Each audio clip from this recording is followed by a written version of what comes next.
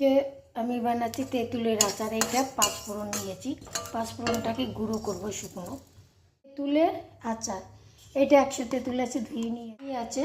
আর এটা রসগোল্লার রস আছে, রসগোল্লা এনেছিলাম, ওইটা ফেলে না দিয়ে ওই রসটা দিয়ে বানাবো। আর এটা পাঁচফোড়ন ভেজে গুঁড়ো করেছি শুকনো, হলুদ, লঙ্কার গুঁড়ো, নুন।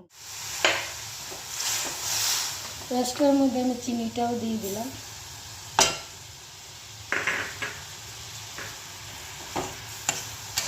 সব ঝাল মিষ্টি হবে আচারটা।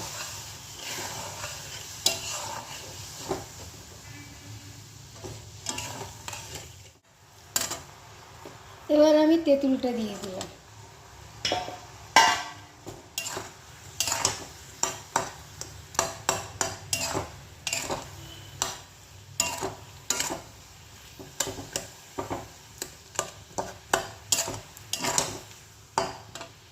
আমি এবারে দেবো নুন টেস্ট মতো। খুবই তাড়াতাড়ি হয়ে যাবে, খেতেও ভালো হবে। এবার দিয়ে দেবো আমি হলুদ, অল্প একটু।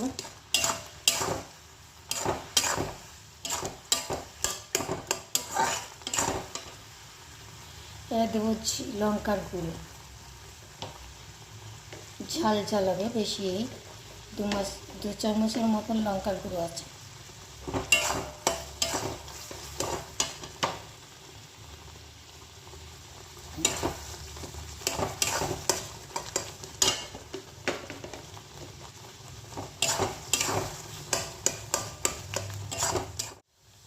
এবারে আমি যে ভাজা মশলাটা রেখেছি পাঁচফোড়ন গুঁড়ো, এটা আমি দিয়ে দিলাম পুরোটাই। এটা ভাজা মশলার গন্ধ হবে।